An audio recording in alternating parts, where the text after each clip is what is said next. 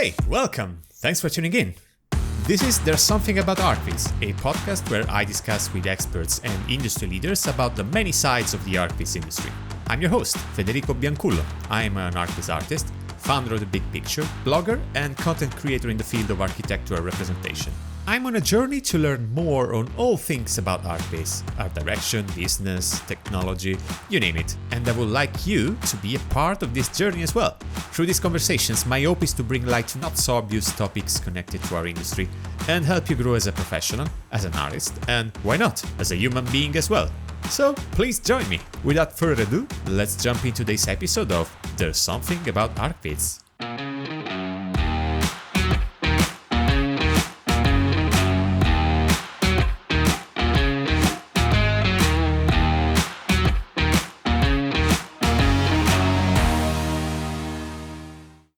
Hello friends, welcome to the latest episode of There's Something About Archviz.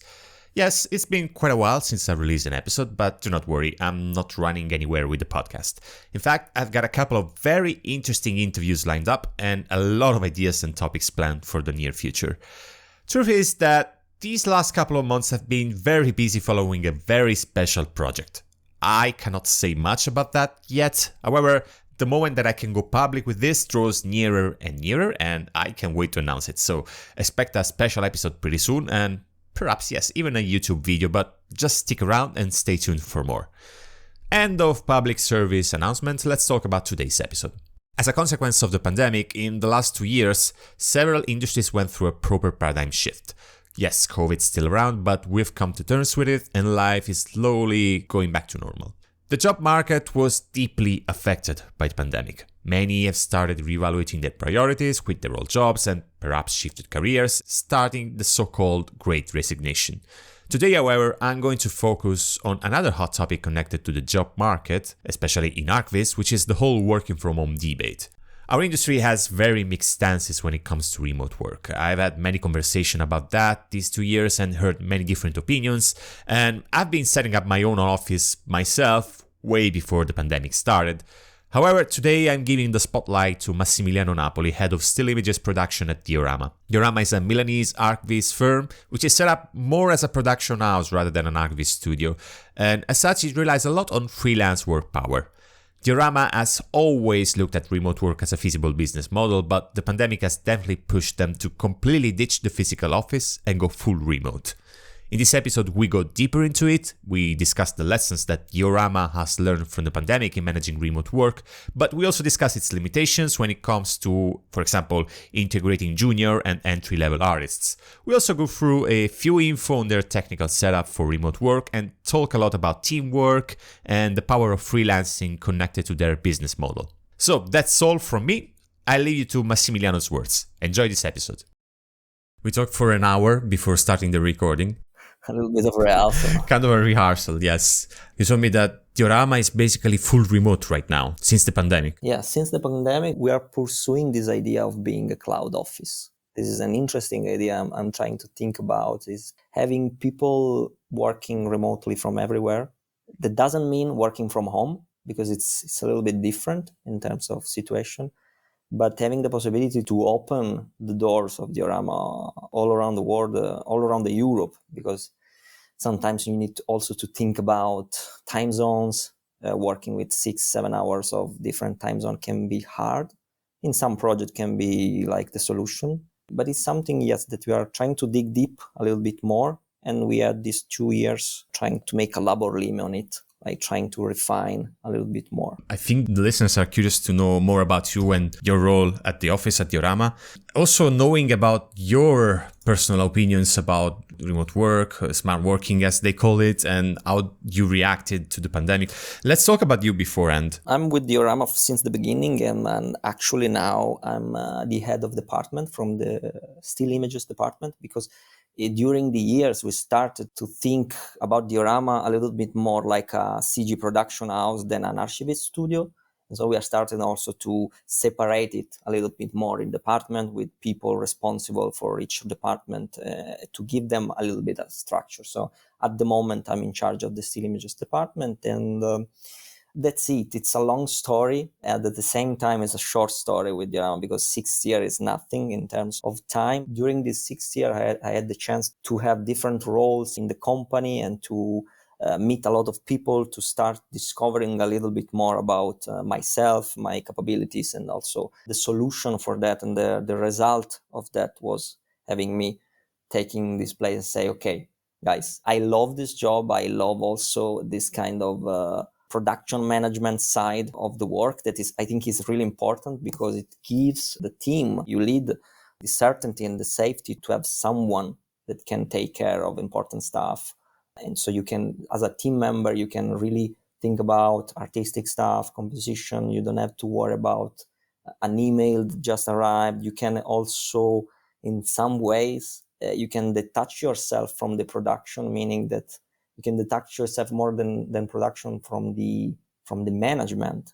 And so you can really focus without any distraction on what you do, on the job you do, on the image you are producing in my specific case, but in other departments, it's maybe the film, the communication images, or the business development. And were you already in this role when the pandemic happened? Kind of, because it was a little bit of transition between the role of a production manager, because we are starting to have this role inside the team that in other office, I know other offices that have the same role. In other companies, this is called like project manager. But for us, the production manager is someone that is really in charge of the project itself. So it takes all the relation with the client. He collects all the information about the project.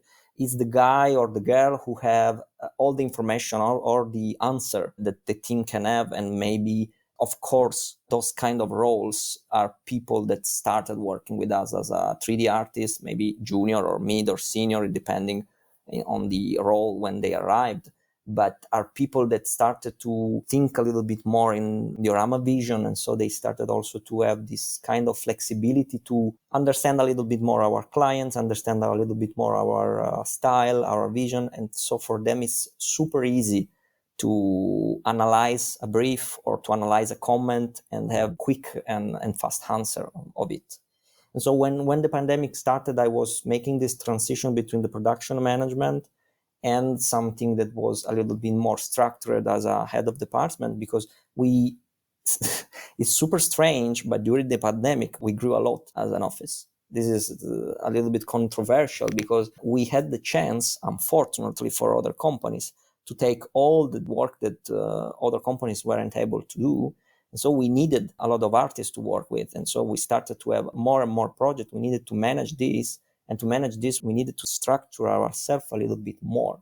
And from that point of view, the decision to really divide the production in department. So having each one of these departments with someone really in charge of everything that is related to this, like hiring new people, recruitment, managing the planning for all the projects. So trying to also discharge the production managers of all the responsibilities that are on top of the project itself. Because, of course, on a project, you have a lot of responsibilities. If you have 5 projects, those responsibilities multiply by 5. And so when you have 10, 20 projects, it's impossible to manage by yourself. So you need someone that have the fresh mind to say, okay, we can fix the planning in this way. We need to hire a new guy, or we need to try to find someone that is specializing in doing a specific task. I don't know, a landscaping work machine, a texture, or a set designer for a specific interior project. It's a very structured approach, but I want to focus a bit more about the early stages of the pandemic, the stage in which everything was total chaos and nobody knew what to do. So I guess you didn't have the clear overview of what was happening at the moment. So I guess that what you said so far happened in the second stage of the pandemic. Yeah. All this decision we made, all this kind of structure we were able to put on were 2 years of testing and having problems and understanding how this can work. At the beginning, you asked me what I think about remote work. Now we are speaking and I'm home, I'm working, and I'm no more in Milan because I was based in Milan when the pandemic started. I now moved to Modena, that is a smaller city.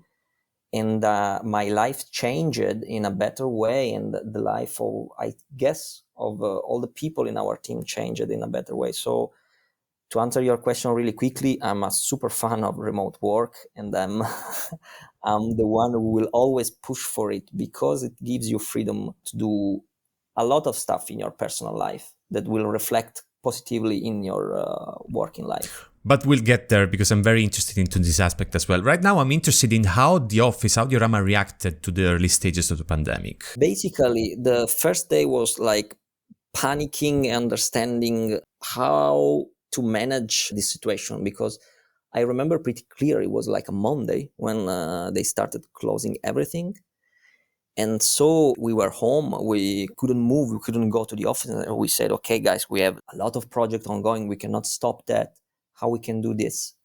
And so the first reaction was like, okay, let's go to the office. Let's grab the computer, let's pack them, and let's try to send them or physically with a car, carry them to each team members. Likely every one of them was in Milan. So we went there with the car. Everyone went there with all the safety precaution, of course. But in one day, with a big surprise, we were back online. So everyone had his computer at the office.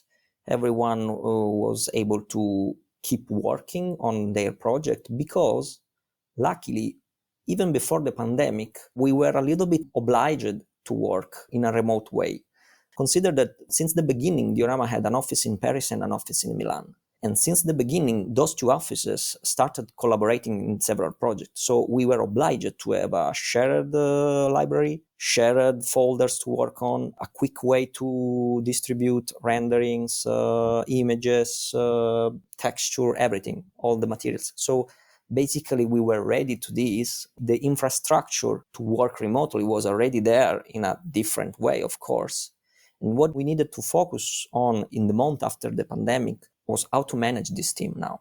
So we didn't have to care about the technology because that was already set up in the past. It was working.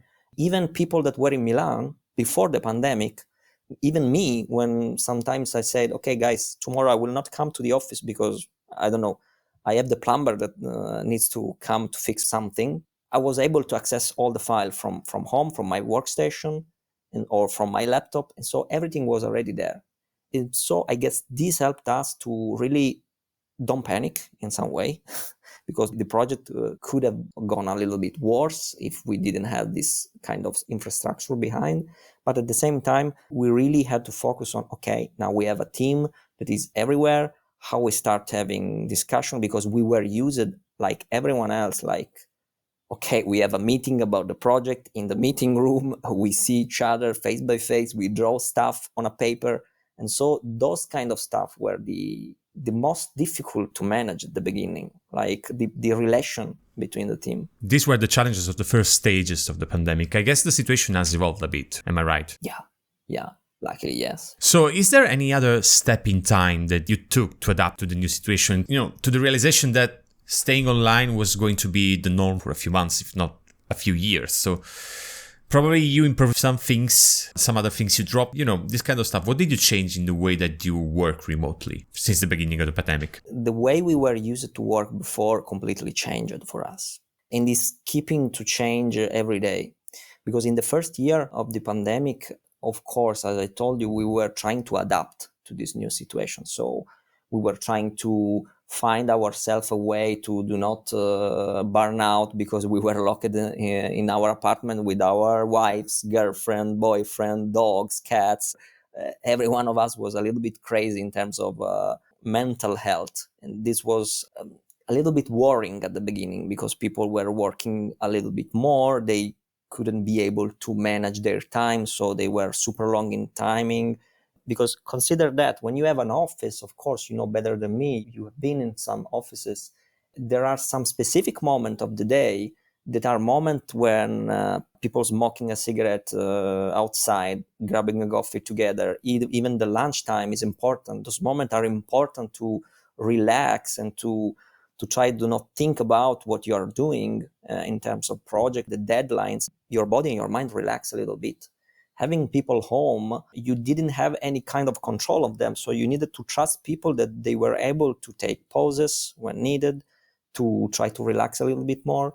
And so this kind of process also reflect in the way that we started also having some meeting like, okay, guys, now how we can replace in a virtual world what we were used to do in the physical world. So we use a lot a platform called Slack for communicating, and luckily also Slack adapt to the situation. They created a new function called the huddle, when you can just jump on this, and it's not like a call because you are not calling someone, but it's like a room you can enter and you can start chatting with people. So this kind of technology that evolved behind us, we tried to integrate as much as we can, even starting using Zoom, Meets, all the shared calendar and all this stuff, because at some point we even noticed that before the pandemic, we were really disorganized because everyone was there. So everyone was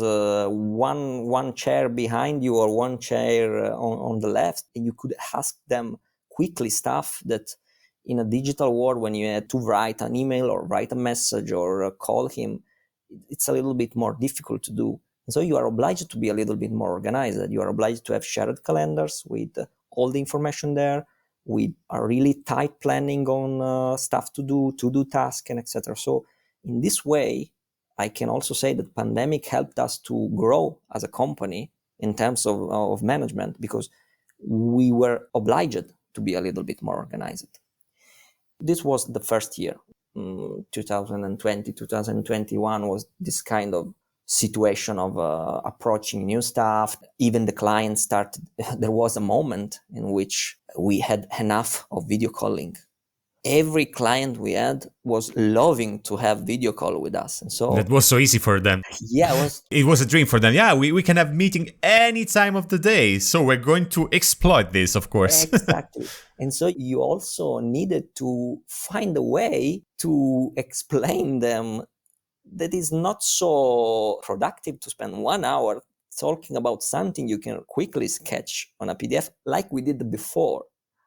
So it was also challenging to re-teach to our client, but even to our collaborators, that yes, video calls are cool, are fine, but you cannot abuse on it. You cannot spend 8 hours of your day talking with a computer. That was a funny challenge we needed to face. I remember the first year. But as I was saying, the latest year was more about trying to make that step forward, because we finally implemented all the stuff. So we finally know how to deal with them.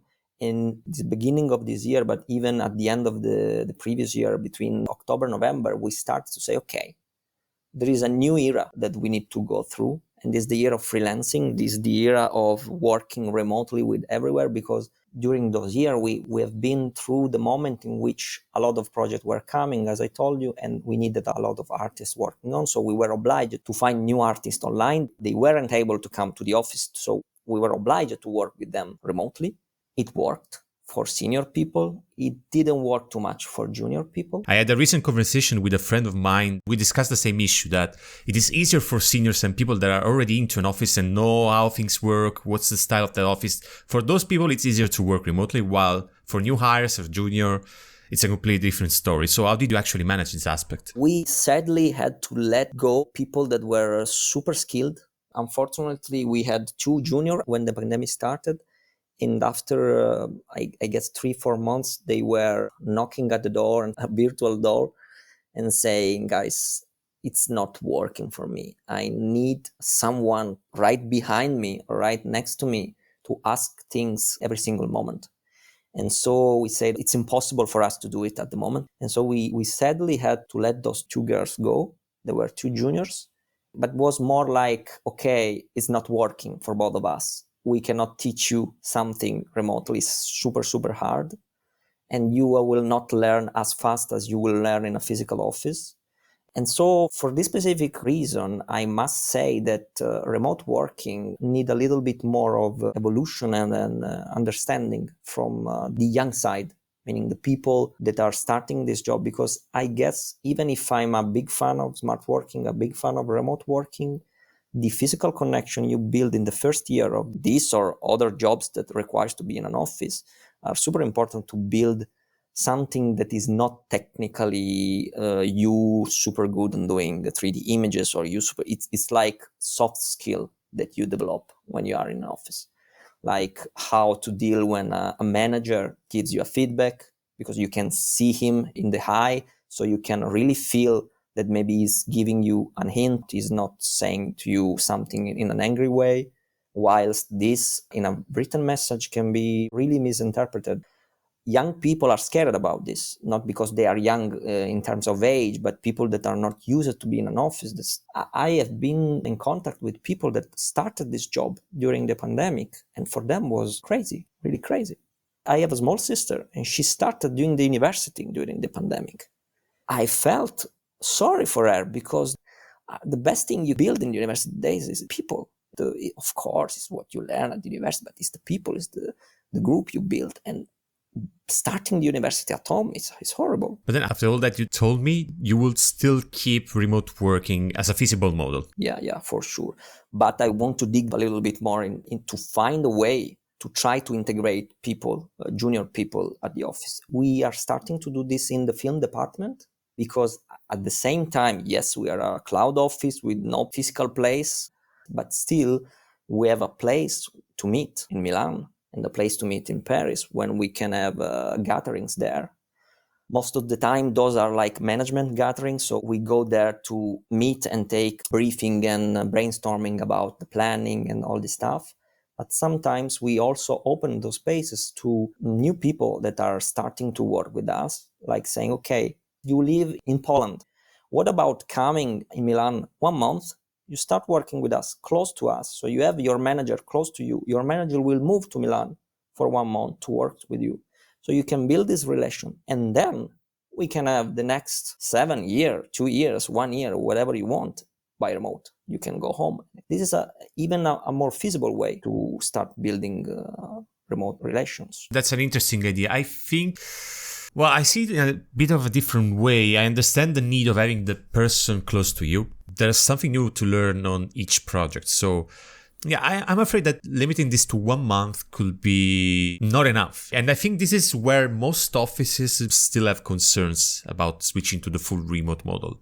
That's the juniors. Juniors are a huge part of our industry. Schools and universities do not train artists to be production ready. So juniors have to take part into the office life. So I don't have the solution, of course. This is a solution like another. I think this could be viable for Diorama, could not be viable for other people. Also for budget reasons. Probably Diorama can afford to take people to Milan, have 2 people in Milan, and have them working together. More than a budget reason, that can be a budget reason for some ways, it's more like a choice we made.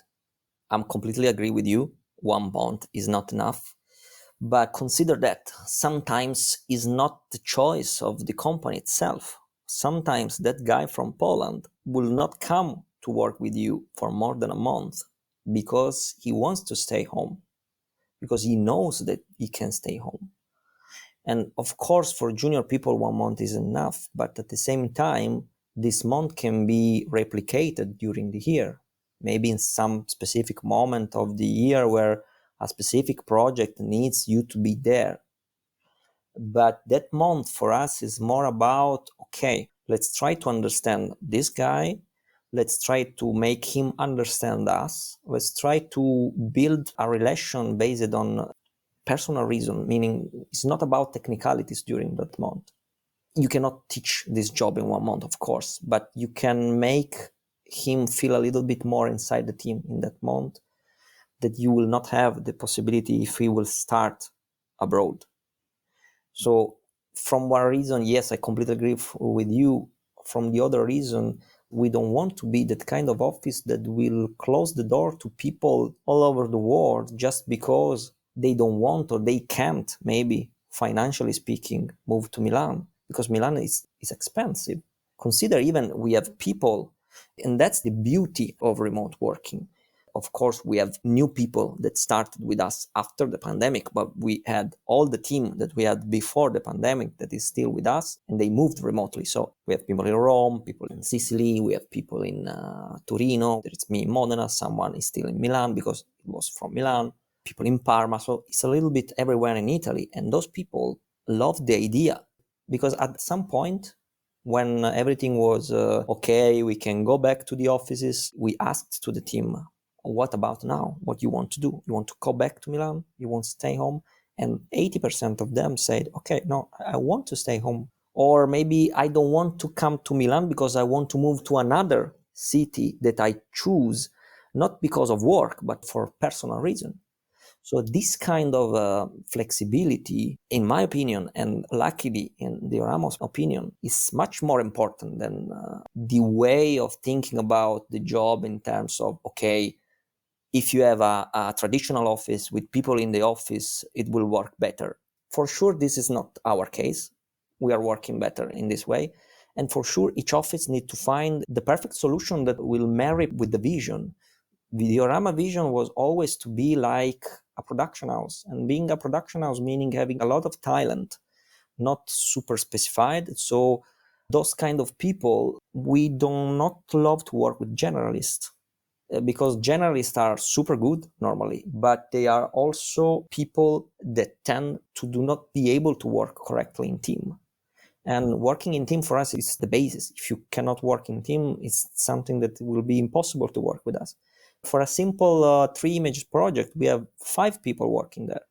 But we have people modeling, people texturing, people doing context, people doing lighting and shading, people managing. It's all about that. And so even you oblige 40 people to stay in a single office in a city that half of them they will not like, even you open the door to say, okay, we can make it work. Of course, there will be the dark side of the situation that will be, you will probably end up, and we are in this situation that where 90% of our team is senior artists. This is one side effect of this model, that you need senior artists to make it work. But this doesn't mean that there isn't a solution for junior artists. It's the beginning of this era. We cannot have all the solution now. It's all a matter of maturity of this way of working. Exactly. And I also think from your words, I understand it's a matter of vision, a matter of how you structure your office and the way that you understand, the way you conceive the profession.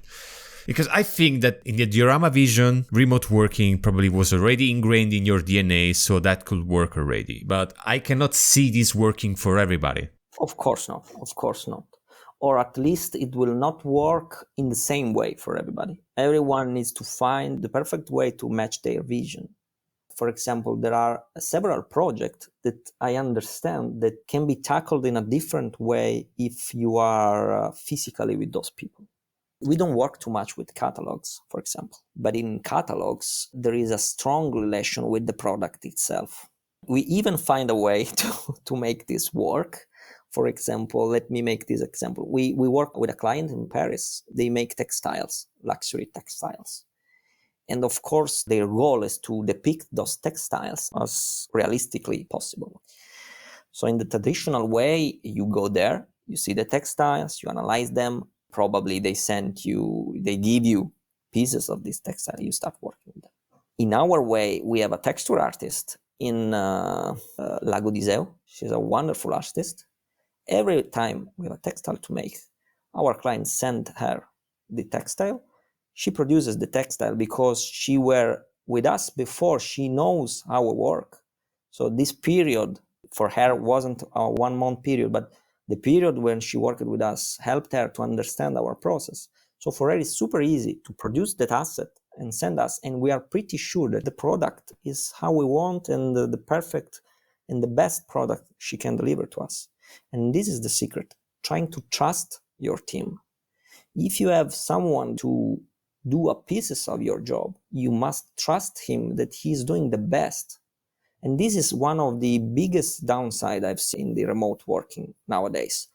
People were scared of having people at home because, okay, if you are home, you're not working. There are a lot of companies that are still thinking about working equals production. So you work for 8 hours, you work for 10 hours. If you work for 10 hours, we will do more, of course. So if you start to think about your work, not based on your goals, but based on the fact that you have a mission to accomplish, no matter how much time you will take it, you will start to have a little bit more trust in other people. When I deliver something to one of our collaborators, I'm pretty sure he did the best for us. Of course, in the time, he could be able to work on it. This is super important because It's a small detail that I guess still today is blocking a lot of companies to start remote working. It looks like it all starts with a vision. If you have people that are set up and they share your vision and they share some kind of values as well, so they will be more inclined to work towards a common goal, even remotely. So if you don't have a clear vision, a shared vision of what you want to be, or where the office wants to go, that's where it gets difficult, not just to integrate people, but also to keep the existing ones. And that's the other problem with having all seniors in certain offices. That's not your case because all your seniors are very specialized in one task, as far as I understood. But most offices, the senior is the generalist that we were talking about. So they take the full image. They might be able to work independently, but there's this kind of being unlinked from the big picture, from being one thing only. And you get these images from these offices that are different according to the person that has done the image. So if you don't share one vision, one way of doing things, not technically, but artistically speaking, that's where most offices are afraid of going remotely. Consider two things that are super important in what you just said. First thing is that we never have been scared, or maybe it's just me. I never have been scared of having an heterogeneous output of our production, meaning that yes, you are recognizable as a company and as an office for a style, a specific language, a specific tone of voice. But at the same time, when you are a big company and you work with other people, those other people have different backgrounds. They maybe worked in other companies with different visions, different way of working. And so you can decide to do two important things. The first is the worst, and the second is the best. The worst thing you can do is say, this is Diorama. You need to work in this way. We work in this way. You need to produce this. And so you cut their legs because all the experience they earn in the years, it's going into the trash because you are limiting them. You're saying, okay, from now on, you start doing things as Diorama wants to do. And this is stupid because why you hired a senior guy? So hire a junior guy maybe if you want to go in this direction. You will probably make him work in the way you want to work, but this is pointless because at the same time, you will think that you know everything about this job. And the second thing, the best thing you can do is say, okay, this is your background. But at the same time, you came to us, so probably we are sharing something. So when a freelancer comes to us, or when a senior artist, or when someone wants to be hired by us, or at this moment is freelancing, they come to us because they like what we do. So they make a choice, and making this choice, they are representing the fact that what we produce is something they like, and so probably it's really aligned to something they will produce by themselves. So it's easy to say, okay, we share this common ground, and then is the ability of the team to say, I know that each single artist of my team is perfect for a specific task, meaning even a specific client or even a specific kind of job. I will not put X or Y on a specific project because a villa, there is Simone that is perfect for the villas, whilst there is Alessandro that is a wonderful post-producer, and so he can make moods in post-production really quickly. So you even need to learn and understand your team to say, okay, you are good at it. I will put in a specific project where you will give the best. And together as a team, we will produce something that is homogeneous and will represent and depict Diorama creative vision. Sometimes there is no difference between art direction and creative direction. Those two things are completely different. You can art direct in a way, but at the same time, 3 different art directors can work under a same unique vision of creative direction. So once you put the pillars of your creative direction, it's super easy for any kind of artist, art directors, or even modeler, texture artist, all kind of job, of kind of task will follow really easily that creative direction. So it's exactly what you said before. It's to make clear the vision for your team. I guess what you're telling me is not something that every office should or could apply, but nonetheless, it's still very useful. It's not something that smaller companies like 10 people or 5 people companies could easily apply, of course. That would be, well, in that case, you're more tightly connected. And then you still share a vision because you're already tight. But for slightly bigger companies, I think that's where it gets tricky. Gets tricky, yeah. At the same time, what I really envy to smaller teams is the fact that when you are small, you are really lean, you are really agile, you really work faster because you know each other. So you think really quickly on the same way. For example, I see this in our reality with the people that are there from the beginning. So the founders, Uros, the head of film department, we have been there from the beginning. So we know each other. We share the same ground level. So it's easy for us to understand just a word or a phrase to understand something. And this is really important because nowadays we have less and less occasion to work together on a project, because maybe we need to wait for the project where still images and films are involved. And even there, we have so many things to do, like managing the other teams and all the production, that we don't have too much time maybe to spend on brainstorming of that specific project. So we try, of course, to do this as much as we can, but of course, smaller team have the chance to do this every single day, every single hour even. And this is really cool. This is really cool. But as you said, it's a choice. There will be bigger office that become like more, pass me the term, that is not so cool, but a factory. So something really structured. And smaller offices that will be more like a bottega. So something really artisanal, where everything is really perfected, super polished. And this is cool. So, of course, I'm not saying that our solution will apply to other companies. I'm not even sure that our solution will apply to companies for the same background, the same size of us, because as we said, it's all about the decision you take every day. But for sure, it's super important to start discussing about this, discussing about the fact that people, that freelancers in Italy and in Europe are big resources of our job, as they are in other domains. Speaking of freelancer and resources, I want to move the conversation on something that is more practical, actually, which is two aspects. The first one is the practical advantages of switching to the full remote model, because so far we talked about how people feel, that the 80% of the people in your office decided to go remotely because they enjoyed it more. But on the logistical aspect and financial aspect, what advantages did you see in switching to this model? Technically wise, of course, the first big advantage is that you can really scale up your production quickly.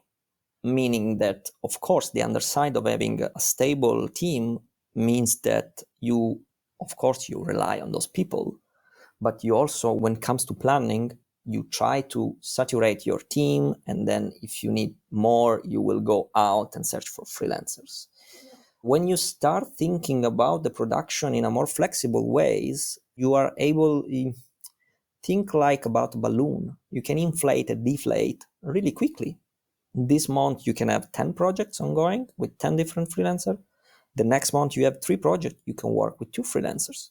And you are sure that those people are not there, as we say in Italy, turning their thumbs. They are working maybe with other companies. They are doing different things. They are working, maybe they are taking their vacation. They are more free to do whatever they want. And so this opportunity to be flexible is at least something that must be taken in consideration when it comes to a kind of job in our domain that is really depending on the market. You remember during the pandemic, half of the project stopped because there was a problem in architecture, no more competition and all this stuff. For example, during the pandemic, the restrictions in Australia were super tight. They weren't able to go out, they needed to order food, but for a long time, even when in Italy we were super free to do stuff, they were super locked down. Our clients suffered from this. So for several months, we didn't have any feedback from them. So we didn't have any project from them. How you manage this when you have an in-house team of 50 people with no job for them? What you say? Guys, let's go home. Guys, let's do all R&D project. It's not affordable. So for many reasons, the idea of being a remote office was there in our minds. But there was also this practical reason to say, okay, we saw that being a little bit more flexible, we were even a little bit more able to guarantee to our team the constant flow of work and to free them to say, okay, guys, it never happened, luckily, but let's imagine tomorrow we have just 2 projects and 30 freelancers. we are pretty calm to say, okay, guys, I'm sorry, we don't have any work in this month. But they will for sure say, okay, I have other 10 companies I collaborate with. No worries. See you next. Because it's working like this. Every time we have a new project, we have a pool of contact. We get in touch with each of them. Of course, we also have a fixed team. All the production team, all the management team, these people that work for us every day, the modeling team. We have some pillars that we cannot remove at the moment, because if not, you will end up in 2 months with no people at the office. And if everyone is busy, you will not work, basically. It's an important balance of giving people the freedom to do whatever they want with other companies and with other clients. Some of our freelancers, they work just for us, and then sometimes they take their personal client. They don't work for other companies, for example. We have other people that work for several companies. So maybe we have the chance to work with them once or twice in a month. It's completely fine, because of course, as I told you before, we try to assign the right project to the right guy, but maybe that right guy is not available at that moment. But you need to be as much as flexible to have 2 right guys, 3 right guys for that specific project. That's how we manage now all those stuff. And what about the people that are embracing this model? You told me just before that many people are very happy to be freelancers rather than in-house production artists. The answer is in the word itself, freelancing. You're freelancing, you're free. You want to be free. You want to do whatever you want. You want to be able to say, okay, guys, next week, I don't want to work. Let's talk, for example, there was a moment in which we started to work with NEOM, this big thing in Saudi Arabia. You heard of it probably. And so we started producing a lot of images in the desert mood. So at some point, I remember this day that when I was talking with one of our guys, said, Massi, I need a break from desert. I need 2 weeks working on boring architecture, please, because you can do the best job. But if this best job repeats at the same way every single day, it starts to becoming boring for you. I think the fact that people are more free to do different stuff, not better, not worse, different. They give them this fresh mind that I really see that when we do not collaborate with someone for 1-2 weeks and they come back to a new project, they feel refreshed. I see the first day they start in this project, they have brand new ideas. They are super galvanized. I think it takes a lot of effort actually, and be mature enough not to be jealous of your artist, because it would be easy to say, well, if you're working with me, even as a freelancer, if you work with other people, then you're taking away time from my production, you're taking energy off my production, so you'd rather not work for anybody else. I want to move towards the end stretch of this conversation with something that is completely different, and it's a bit even more technical. We talked about infrastructure earlier. Could you tell me, what did you add to your infrastructure to adapt to the remote working? What did you adapt? What did you add? In which ways you adapted the infrastructure? We were mentioning a really interesting cloud service. Yeah, and I'm happy you mentioned this, because it's something that I really care about. It's like 1 year that we are using their services now, and it's like a game changer for us. Those guys are a Swiss startup. It's called Helio. And they are providing something that to me was, the first time they get in touch with me, was like mind-blowing. It's a simple but at the same time revolutionary idea. What they do is to take idle servers, meaning that in the world, probably in Switzerland at the beginning, now I guess all around Europe, there are a lot of companies not related to Archviz or CG in general, but there are companies like the Power Company or the Barilla in Italy. They are using servers. So a lot of those computers will stay on while the factory are closed or the offices are closed. So all this computational power is there, not used. And there is an electricity consumption at the same time.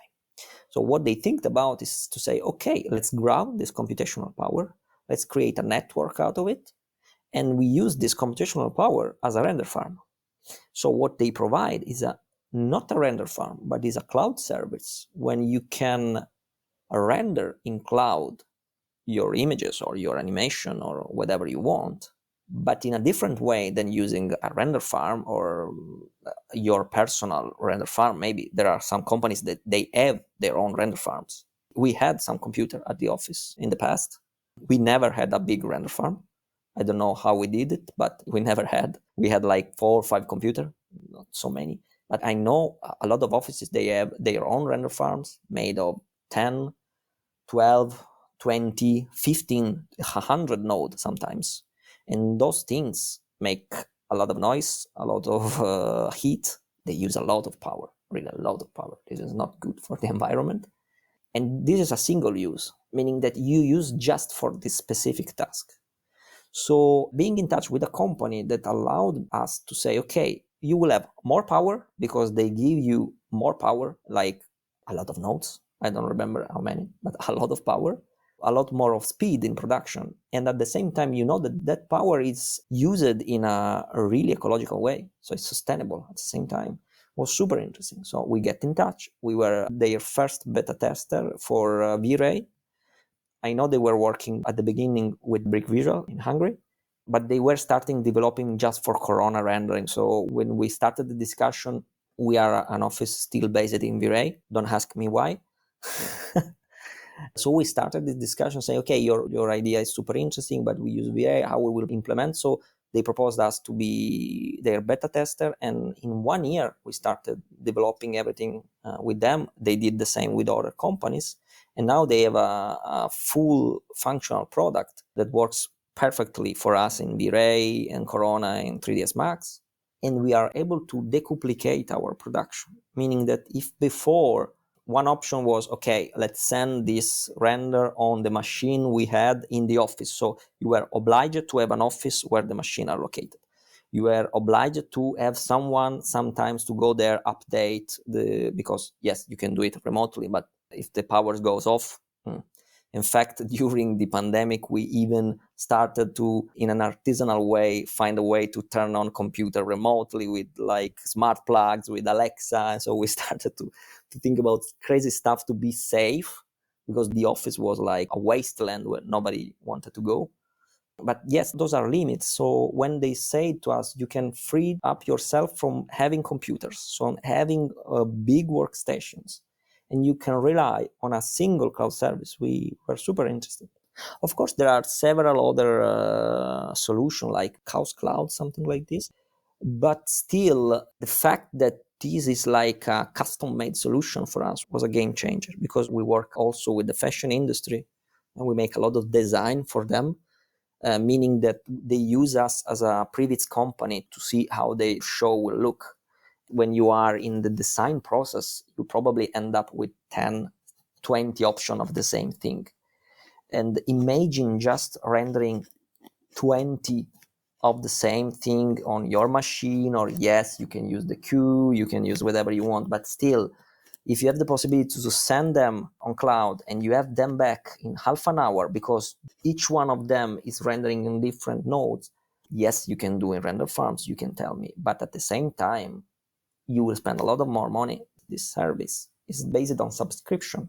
So you pay your subscription and you render whatever you want. It's not related on the amount of work you do, because they are not buying computer. They are using other computers. So they are renting them. And so they are able to scale up. And this idea of scaling up, as you may notice, even when we are speaking on technological stuff, you need to share a vision. And their vision is to be able to let you scale up quickly. And this is something that Diorama is really relying on, because if tomorrow we have 10 projects or 100 projects, with their solution, we are able to scale up really quickly and render 100 projects at the same price of a 10 project or 2 projects. Any other technical aspect that we could mention, like, for example, servers or a way to connect remotely that is outside the typical AnyDesk or TeamViewer? We tested everything. We started with TeamViewer. There was some limitation. We started with AnyDesk. At the moment, we are using Google Remote because it's really quick. But we have less and less computer to connect with, because at the moment we are in a situation where actually Diorama doesn't own any computer. Every freelancer has its own. Some of their computer, of course, are from Diorama, but it's like they were given to them. This is your computer, use it. It's not belonging in an ecosystem. We learned in the years to set up a server, a VPN, and all this stuff. So we did this by ourselves when we were in the office. Now we decided to hire an IT company that support us with a call center. So if any freelancer have a problem, they can call this IT service and they will solve the problem for them. This IT service is also taking care of what we call the tech onboarding. What you mean with tech onboarding? Of course, when someone new arrives, and in our case, every week someone new arrives because they are freelancer, we need to be sure that we are on the same page, meaning that first thing, we need to be sure we are working on the same softwares. Those software are licensed because we want to work with people with licensed software to avoid any kind of problem, and because it's right. And we work a lot on Dropbox. Every single file is on Dropbox for us. So every single file is online, accessible everywhere. And we rely on Dropbox, even we also have NAS and servers, but they are slow and they are not really quickly accessible from mobile devices. So as for the management team mainly, it's super easy to, even for me, for example, I'm taking the bus or something and I need to send a preview to a client or I need to send a file to someone else. With Dropbox, from your phone, you can just select, copy the link and send them. So this is quick. With NAS and servers, this is a little bit tricky. So Dropbox is super important for us. You keep your shared library on Dropbox as well? We have the shared library on the servers. So it's a little bit more slow to connect with because you connect with a VPN on it. But you still have access from everywhere, even from a web page. But those kind of files are not things that you need like in 10 minutes. And more than that, even here, maybe this is the worst thing to say, but we never had an organized library. And probably we will never have. We never had the time to build a structured one. We have our library, is super confused and super messy, but at the same time, we rely a lot on the libraries that the freelancers have. And we tend to be more like supportive in terms that, okay, you are missing something, we will provide you, no worries, we can buy a new library, we can buy some new Max trees, we can buy that specific sofa, or we can search on our library if we have it. But it's not like, this is Diorama, you use our library. You have your own library, fine. You don't have it, we will give you ours. Even here, maybe it's laziness, probably 90% of this is laziness, but 10% of this is just in the spirit of letting people be free to use their assets that are optimized for their workflow. But I'm convinced that if you're lazy, you're usually more prone to find quick solutions to solve problems. That's it. But yes, those three are the important parts of Diorama ways of working remotely. But I guess those can be a really nice hint for people or for companies that still didn't make the full transition to remote, but being sure to have all your files, your important files on cloud is, I guess, fundamental now. You really need to rely on a cloud service that give you speed and access and safety. If you remove for accident a file, it must be restored really quickly. And this is a super good way also to send previews to your clients. I'm not saying anything new, but I still see people sending things via WeTransfer. That is a wonderful service. But once you send a WeTransfer, the file I sent you is that. If I send you the link, I can keep updating that file and you will keep seeing an updated version of it. So if there is a mask that fucked up in Photoshop, you can write me, oh, sorry, there is a mask fucked up. Okay, sorry, updated, reload the link, the image is already there. So it's even a smoother way of communicating with our clients, with our collaborators. You can easily share things. Even here, don't be so jealous of your own library, of your own, even all your own skills. For example, I'm a big fan of post-production. I hate 3D. And I spent 2 years working on post-production. All the team members gave me images. And so I always wanted to know more from other people's workflows. And so we are still used to organize moments in which, okay, you come from, that specific office. Can you show me your process? Because I will learn probably something and I will I can give you some hints. So as you can see, we are looking for people that are not so jealous. I think we said a lot of interesting stuff, and I hope this stuff is going to be useful to somebody else, even though company sizes, company values could be different, but still there's that tidbit of information here and there that could help people working more smoothly remotely.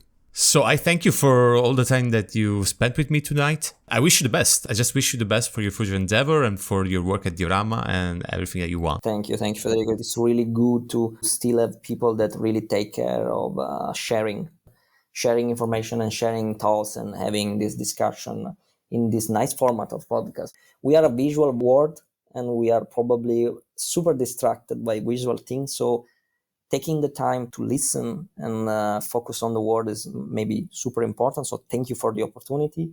Thank you from my side, my personal side, and thank you from Diorama side. Everyone was super happy to share our bit of stories and our bit of things. And I can also tell that everyone is interested in digging deep on this. You can get in touch with me or with you, and we can jump in a call, we can jump in a Zoom, in a meeting. I'm super eager to keep the conversation going, because I think what you're doing with your project is to spotlight some important arguments that are really nailed, because it's 2 years that people are working remotely, and there are just a few people that are trying to understand a little bit more, like you did, trying to dig deep, try to evaluate the pros and cons, to give the new generation of artists, let's call it like them, a clear path. Yeah, aside from the podcast topics, that it's a broader thing, but for this topic in particular, I think it's pretty important, especially in our country, in Italy, where people are, they have a kind of a prejudice against remote working and smart working. But anyway, thank you again. I'll let you go for tonight and talk to you soon. Hopefully in person, since we are really close now. You're in Modena, I'm in Bologna. Yeah, I must throw you some spritz in Bologna. Gladly. For sure. See you soon. Bye, everyone. Bye. Ciao. Thank you so much for tuning in. If you enjoyed, please subscribe to the show on your favorite podcasting app. If you like this episode, help us growing and improving the show by rating and leaving a review on Apple Podcasts. Got a question, or is there something you would like me to cover in a future episode? Write me an email at podcast@bigpicturevisual.com. Thank you again for listening, and see you next time.